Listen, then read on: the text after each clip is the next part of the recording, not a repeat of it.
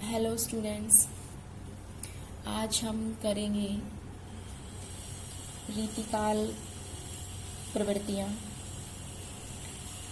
इससे पहले हमने फर्स्ट सेम में और सेकंड सेम में पढ़ा आदिकाल और भक्तिकाल। जिस प्रकार आदिकाल की परिस्थितियाँ, प्रवृत्तियाँ, उनकी रचनाएं, उनका नामकरण, उसी प्रकार भक्ति काल का भी परिस्थितियाँ, उसका स्वर्ण युग और उनकी रचनाएं। तो अब थर्ड सेम में हम पढ़ेंगे रीतिकाल कि रीतिकाल क्या है और उसकी प्रवृत्तियाँ क्या क्या रही हैं।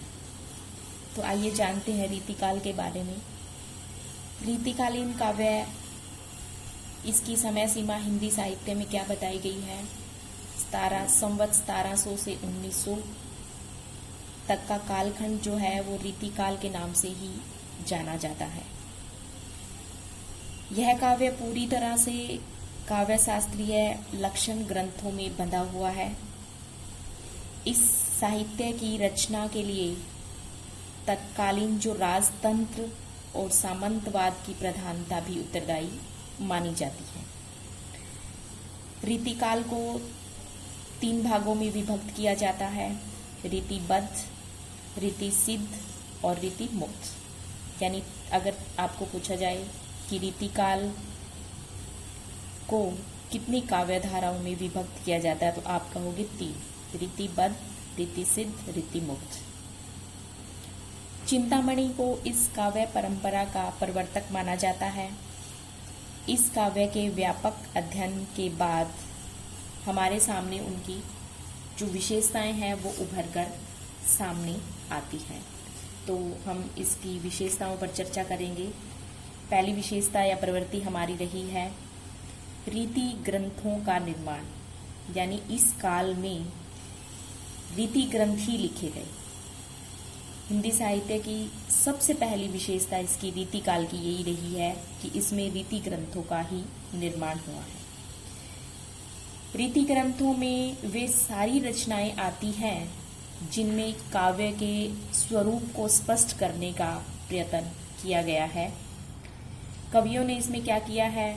नायक नायिका भेद का, छंदों का, अलंकार, रस आदि के लक्षणों का चित्रण संस्कृत के लक्षण ग्रंथकारों का अनुसरण करते हुए किया है।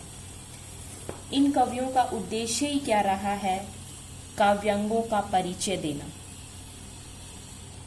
वे या तो अन्य कवि के हैं या फिर इतने संक्षिप्त हैं कि उनसे कवित्व का विशेष बोध नहीं होता। यहाँ पर रचनाएं है वो रीति निरूपण से संबंधित 3 प्रकार की ली गई हैं कि काव्यांग परिचायक कवि, जिसमें जसवंत सिंह, गोविंद इनका नाम लिया जाता है। दूसरा है रीति निरूपण या काव्य रचना को सम्मान महत्व देने वाले भी कवि हुए हैं। इस वर्ग में वे कवि आते हैं जिनका उद्देश्य क्या है? रीति कर्म और कवि कर्म को सम्मान महत्व देना रहा है। इस वर्ग में चिंतामणि का, भूषण का, देव का, पद्माकर का नाम लिया जा सकता है। इनके ग्रंथ कैसे हैं? इनके रीति निरूपक ग्रंथ इसी प्रकार के मिलते हैं। फिर रीति निरूपण में इसी में आता है कि कवि कर्म को महत्व देने वाले जो रीति ग्रंथकार हैं वो भी हैं। इस वर्ग के कवियों ने काव्यांगों का लक्षण देना आवश्यक नहीं समझा, किंतु उन्होंने क्या किया? रीति जो तत्व है उसका पूरा पूरा ध्यान रखते हुए अपने काव्य ग्रंथों की उन्होंने रचना की है। रीति की जानकारी का पूरा पूरा उपयोग भी उन्होंने किया है। आचार्य विश्वनाथ प्रसाद मिश्र इन्हीं कवियों को रीति सिद्ध भी कहते हैं। तो जो कवि कर्म को महत्व देते हैं उस वर्ग में बिहारी का नाम लिया जा सकता है, चंदन, मतीराम, इन्होंने अपनी रचनाएं इसी प्रकार से लिखी हैं। तो जो हमारा रीति ग्रंथ है उसमें रीति निरूपण करने वाले आचार्य भी 2 प्रकार के हो सकते हैं। एक सर्वांग निरूपक, एक विशिष्टांग निरूपक। सर्वांग निरूपक किसे कहा जाता है? उसमें ऐसे कवि आते हैं जिन्होंने क्या काव्य लक्षण, काव्य हेतु, काव्य प्रयोजन, काव्य भेद, शब्द शक्ति, काव्य की आत्मा, रस, ध्वनि, काव्य दोष, काव्य रीति, अलंकार, छंद, यानी सबको अपने ग्रंथों में लिया। उनको क्या कहा जाता है? सर्वांग निरूपक कवि कहा जा सकता है। ऐसे कुछ कवि है जैसे चिंतामणि है, सर्वांग निरूपक कह सकते हो आप। इनकी रचना कवि कुल कल्पतरु है, देव शब्द रसायन है। दूसरे में आता है विशिष्टांग निरूपक कवि। उन्होंने क्या किया? रसों का, अलंकार, छंद का विवेचन किया और कहीं कहीं इनमें से रस अलंकार का विवेचन एक साथ ही इन्होंने किया है। तो इसमें किसका नाम आता है? देव। उनकी रचना है भाव विलास। याकूब खां, उनकी रचना रसभूषण में। तो इस प्रकार हमारा जो रीति ग्रंथ है, रीति ग्रंथकारों ने विभिन्न भागों में विभाजित करके रीति ग्रंथों का निर्माण किया। अगली प्रवृत्ति आती है श्रृंगार वर्णन, यानी श्रृंगारिकता। रीतिकाल के कवियों में दूसरी प्रमुख जो विशेषता रही है वो है श्रृंगारिकता। इन कवियों का श्रृंगार वर्णन एक ओर तो क्या था? शास्त्रीय बंधनों से युक्त था, और दूसरी ओर जो विलासी आश्रयदाता थे उनकी प्रवृत्ति ने इसे उस सीमा तक पहुंचा दिया जहां यह अश्लीलता का संस्पर्श करने लगा। नायक नायिका का भेद निरूपण इसी के अंतर्गत आता है। इन कवियों को वह दरबारी वातावरण प्राप्त हुआ जिसमें व्यक्ति की दृष्टि विलास के समस्त उपकरणों के संग्रह की ओर रहती है। इसमें क्या किया गया? सर्वत्र परकीय प्रेम की प्रधानता ही रही है। इन कवियों के श्रृंगार चित्रण में इंद्रिय सुख की प्रधानता है, सौंदर्यता की प्रधानता हमें देखने को मिलती है। संयोग चित्रण में जहां सुख वर्णन और विपरीत रति का चित्रण है वहां अश्लीलता का समावेश भी हो गया है। वियोग वर्णन का सबसे ज्यादा वर्णन किसने किया है? रीति मुक्त कवियों ने किया है। रीति मुक्त कवियों में घनानन, इनके हृदय के जो भाव वो मार्मिक और अनुभूति परक थे, उनका चित्रण इन्होंने भी किया है।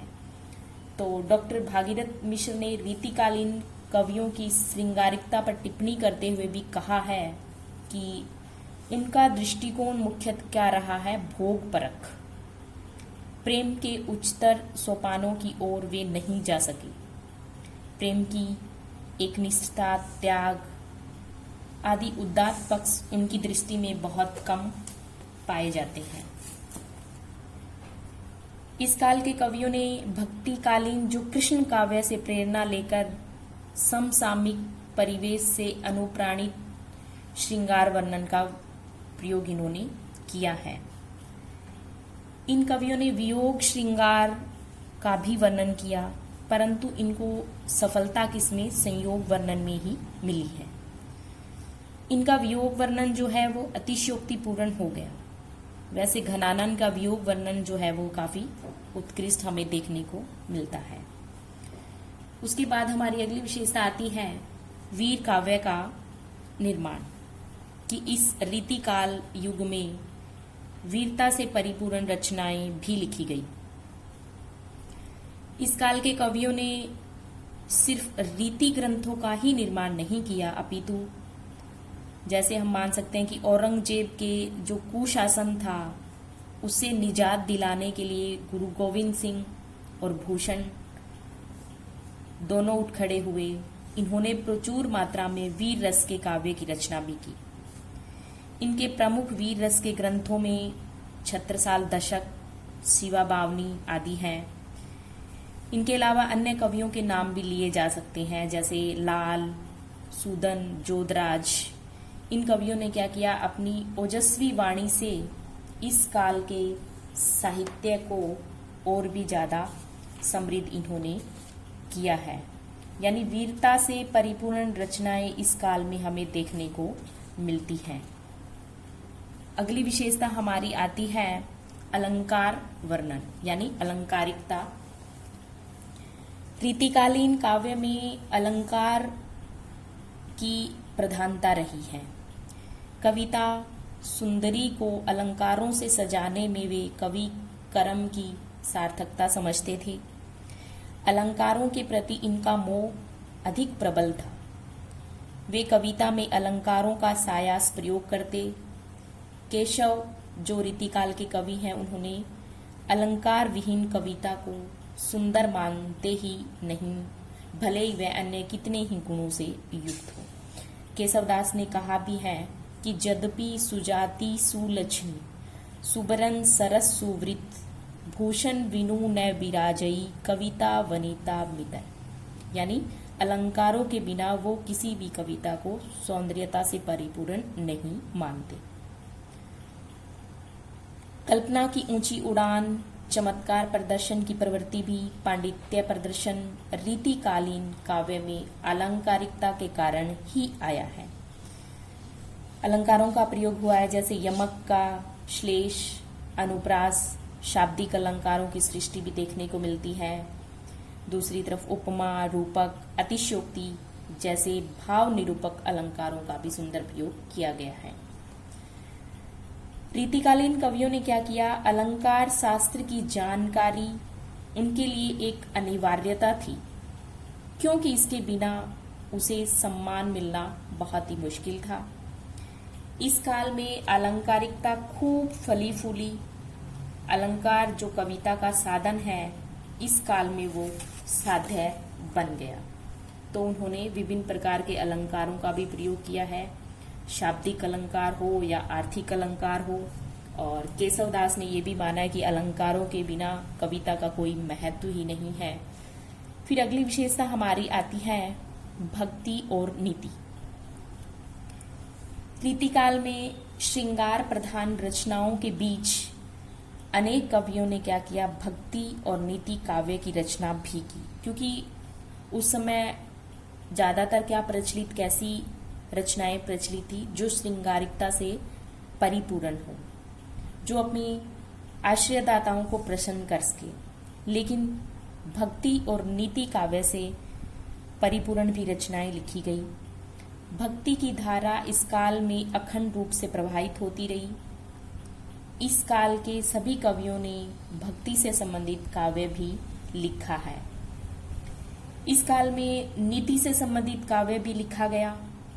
रीतिकालीन अलंकारिक शैली के आधार पर रचित इन नीति सूक्तियों में विषय की विविधता और प्रत्यक्ष जीवन की अनुभूतियों के दर्शन हमें देखने को मिलते हैं। जैसे नगेंद्र ने कहा भी है कि रीतिकाल का कोई भी कवि भक्ति काल से हीन नहीं है, हो भी नहीं सकता। क्यों? क्योंकि भक्ति उनके लिए मनोवैज्ञानिक आवश्यकता थी। भौतिक रस की उपासना करते हुए उनके विलास जर्जर मन में इतना नैतिक बल नहीं था कि भक्ति रस में अनास्था प्रकट करे। रीतिकाल के प्रतिनिधि कवि बिहारी की रचना है, उनकी एक ही रचना मानी जाती है, बिहारी सतसई।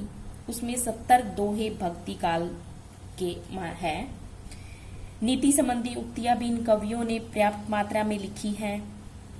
दरबारी वातावरण के प्रभाव से नीति निरूपण में ये कवि प्रवीण भी हो गए थे। बिहारी जी ने भी कुछ दोहे अपनी बिहारी सतसई में इससे संबंधित दिए हैं। और वृंद सतसई में नीति संबंधी सुंदर उक्तियों का वर्णन हमें देखने को भी मिलता है। अगली विशेषता है आश्रयदाताओं का यशो ज्ञान, यानी उसी का आश्रयदाता जिन उसी की प्रशंसा करना। रीतिकाल के अधिकांश कवि क्या है, राज दरबारों में ही आश्रय प्राप्त थे, यानी राज दरबारों में ही रहते थे वो। बिहारी, देव, भूषण, सूदन, मतीराम आदि सभी क्या थे, दरबारों से वृत्ति प्राप्त करते थे, दरबारों में ही रहते थे। तो स्वाभाविक भी था कि वे अपनी आश्रयदाताओं की प्रशंसा में काव्य रचना करते। देव ने अपने आश्रयदाता भवानी सिंह की प्रशंसा में भवानी विलास भी लिखा। सूदन ने भरतपुर के राजा सुजान सिंह की प्रशंसा में सुजान चरित लिखा। वीर रस के प्रसिद्ध कवि भूषण ने शिवाजी की प्रशंसा की, शिवा बावनी लिखी। छत्रसाल बुंदेला की प्रशंसा में छत्रसाल दशक लिखा। भूषण जैसे कुछ कवि को यदि छोड़ दिया जाए तो रीतिकाल के अधिकांश कवियों द्वारा दी गई जो आश्रयदाताओं की प्रशंसा है वो क्या है, अतिशयोक्तिपूर्ण है। क्योंकि जीविका हेतु वृत्ति पाने वाले इन कवियों के लिए आश्रयदाताओं का गुणगान करना अनचाही विशेषता बन गई थी। कवियों को क्या करना पड़ता, दरबार से बाहर करने के लिए भी षड्यंत्र चलते रहते थे। आश्रयदाताओं को प्रसन्न करने के लिए उन्हें प्रयत्नशील रहना पड़ता। स्वतः स्फूर्त काव्य रचना की प्रवृत्ति राजनीतिक जोड़ तोड़ दाव पेच में लीन इन कवियों में हो ही नहीं सकती थी। तो इन्होंने क्या किया, आश्रयदाताओं के लिए ये अपनी रचनाएं ही लिखते थे। वो क्या करते, अपने आश्रयदाताओं की वीरता का, उनकी दान वीरता का, उनकी श्रृंगारिकता का बढ़ा चढ़ाकर वर्णन करते थे। उसके बाद हमारी अगली विशेषता आती है काव्य रूप कि उसमें काव्य रूप किस प्रकार का रहा है। काव्य रूप में कि काव्य रूप रीतिकाल का काव्य रूप किस प्रकार का रहा है। रीतिकाल की जो प्रवृत्तियां हैं उसमें हमें काव्य रूप इस प्रकार का देखने को मिलता है कि इसमें मुक्तक काव्य की रचना ज्यादा से ज्यादा हुई है। तत्कालीन जो दरबारी थे उनके उत्तेजक वातावरण में लंबे लंबे प्रबंध काव्यों को सुनने का किसी के पास समय ही नहीं होता था। और इस होड़ में क्या हुआ, वातावरण में मुक्तक से अच्छा कोई अन्य काव्य रूप नहीं मिला। इस काल में कुछ प्रबंध काव्य भी रचे गए, परंतु मुक्तक काव्य सागर के सामने एक छोटे से तालाब का ही आभास देते थे। तो इस युग में काव्य रूप कैसा रहा, अधिकतर मुक्तक काव्य ही रहा, क्योंकि मुक्तक रचनाओं से ही वो जो दरबारी कवि थे उनके लिए मुक्तक रचनाएं ही अनिवार्य थी ताकि उनके आश्रयदाता अधिक से अधिक प्रसन्न हो सके। अगली विशेषता हमारी आती है नारी चित्रण कि रीतिकाल में नारी का चित्रण किस हद तक और कैसे किस प्रकार किया गया है। राजाओं के जो आश्रित रीतिकालीन कवियों ने क्या किया, नारी का केवल एक ही रूप उसी का वर्णन किया है और वो किस प्रकार का, विलासिनी नायिका और प्रेमिका का। इन कवियों ने उसे भोग्या बनाकर उसके अंग प्रत्यंग के समग्र सौंदर्य का चित्रण इन्होंने किया है और इनके काव्य का केंद्र बिंदु ही नारी चित्रण रहा है। नायिका के नक्सिक चित्रण में इन्होंने ज्यादा रुचि दिखाई है। नारी के ऐन्द्रिक बाह्य रूप के निरूपण में ही उनकी वृत्ति अधिक रमी। उनके समक्ष क्या था, नारी का एक ही रूप, कौन सा, प्रेमिका का। वे अन्य पक्षों की ओर क्या थे, उदासीन दिखाई पड़ रहे थे। नारी के प्रति उनका यह दृष्टिकोण तत्कालीन दरबारी वातावरण और परिवेश से अनुप्राणित था, क्योंकि परिवेश और वहां का वातावरण नारी के ऐसे चित्रण की मांग कर रहा था। हजारी प्रसाद द्विवेदी ने क्या कहा है कि यहाँ नारी कोई व्यक्ति या समाज के संगठन की इकाई नहीं है, बल्कि सब प्रकार के बंधनों से यथासंभव मुक्त विलास का एक उपकरण मात्र बनकर रह गई है। देव की उक्तियों में भी हमें उसका रूप देखने को मिलता है। उसके बाद हमारी प्रवृत्ति आती है प्रकृति चित्रण कि रीतिकाल में प्रकृति चित्रण कैसा रहा है। रीतिकालीन कवियों ने प्रकृति को अधिकांश उद्दीपन रूप में ही चित्रित किया है। यहाँ प्रकृति मानव मनोभावों को उद्दीप्त करने वाली सहायिका के रूप में चित्रित दिखाई पड़ती है। प्रकृति का जो आलंबन रूप है, इन दरबारी कवियों के पास इसका वर्णन करने के लिए समय ही नहीं था। प्रकृति का मानवीकरण रूप में भी चित्रण किया गया है। सेनापति और गवाल का आलंबन प्रकृति चित्रण भी हमें देखने को यहाँ पर मिलता है। तो आलंबन रूप में प्रकृति चित्रण बहुत ही कम हुआ है, लेकिन अलंकारिक रूप में, उद्दीपन रूप में ज्यादा हुआ है। परंपरागत रूप में 12 मासे का चित्रण भी उपलब्ध होता है। और इसमें कवि कौन से हैं कि बिहारी हैं, देव, मतीराम। इन्होंने क्या किया, इसी प्रकृति चित्रण में अपनी भूमिका भी निभाई है। आगे हमारा आता है इसकी भाषा कैसी रही है, कि प्रकृति काल की जो विशेषताएं हैं उसमें किस प्रकार की भाषा का प्रयोग किया गया है। तो भाषा उस समय की क्या है, जो ब्रज भाषा, वही उत्कर्ष काल माना जाता है। ब्रज भाषा का उत्कर्ष काल इसी युग से माना जाता है। कवियों ने अपने काव्य द्वारा इस काल में ब्रज भाषा का ही परिमार्जन किया। वैसे तो हम देखते हैं इस काल में संस्कृत भी, प्राकृत, अपभ्रंश, बुंदेलखंडी, अवधी, फारसी के शब्द भी हमें देखने को मिलते हैं। यह भाषा अपने माधुर्य, अलंकृति, लाक्षणिकता, सुकुमारता, कोमलकांत पदावली आदि के सुंदर प्रयोग की दृष्टि से अत्यंत समृद्ध भी मानी जाती है। लेकिन देखा जाए तो छंदों की दृष्टि से इस काल में कवियों ने दोहा, सोरठा, कवित, सवैया छंदों का प्रयोग इन्होंने किया है।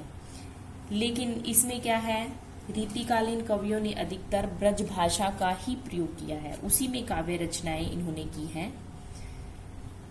भिखारी दास की जैसे ब्रज भाषा हेत ब्रजवास ही न अनुमानो, ऐसे ऐसे कविन की बानी हूं सो जानिए। रीतिकाल तक आते आते जो ब्रज भाषा है उसका व्यापक काव्य भाषा के रूप में स्वीकृत हो चुका था। रीतिकालीन ब्रज भाषा अपने शब्द सौष्ठव, अपनी मधुरता के कारण, पद लालित्य के कारण काव्य भाषा के लिए पूर्ण उपयुक्त बन चुकी थी। शुक्ल ने भी ब्रज भाषा के इसी उपयोग की ओर कहा गया है और कवियों ने क्या किया, इसे अपने मनमाने ढंग से तोड़ मरोड़ कर अपना भी लिया। तो रीतिकाल में एक बड़े अभाव की पूर्ति हो जानी चाहिए, पर वह नहीं हुई। भाषा जिस समय सैकड़ों कवियों द्वारा परिमार्जित होकर प्रौढ़ता को पहुंची, उसी समय व्याकरण द्वारा उसकी व्यवस्था होनी चाहिए थी।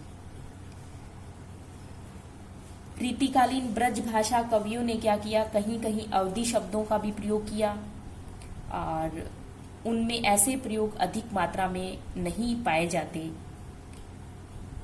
अधिकतर रीति ग्रंथों का निर्माण अवध क्षेत्र में भी हुआ। इस काल की ब्रज भाषा में प्राप्त होने वाले अवधि शब्द जो है अस्वाभाविक नहीं है।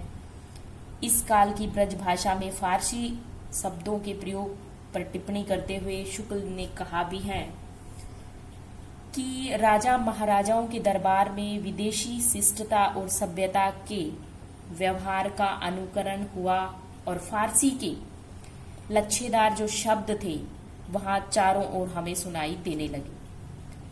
तो यहाँ कवि लोग आयुष्मान तक ही अपने को कैसे रख सकते थे।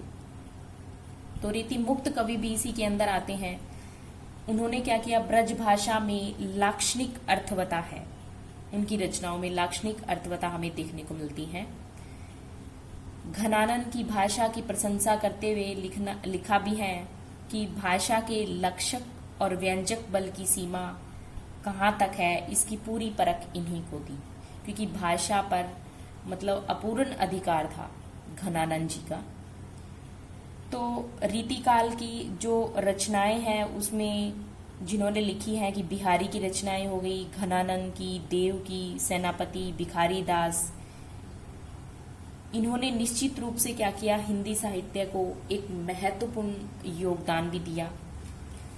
तो हम कह सकते हैं कि जो रीतिकाल की प्रवृत्तियां हैं, रीतिकाल की प्रवृत्तियां उस समय के जो दरबारी कवि थे उनकी मांग के अनुसार ही वो प्रवृत्तियां उनमें आती हैं। बेशक इस काव्य में भाव भी है, कला का प्रयोग इतना अधिक है कि भाव भी रीति में हो गए हैं। तो प्यारे बच्चों, आज हमने किया रीतिकाल, थोड़ा सा उसके बारे में कि उसकी समय सीमा क्या है, और उसमें अधिकतर काव्य शास्त्रीय लक्षण ग्रंथों को ही लिखा गया है। इसकी 3 धाराएं बताई, रीति, बद्ध, सिद्ध और मुक्त के बारे में, और इसकी कौन कौन सी प्रवृत्तियां हैं वो भी हमने जाना। तो आज के लिए इतना ही। धन्यवाद।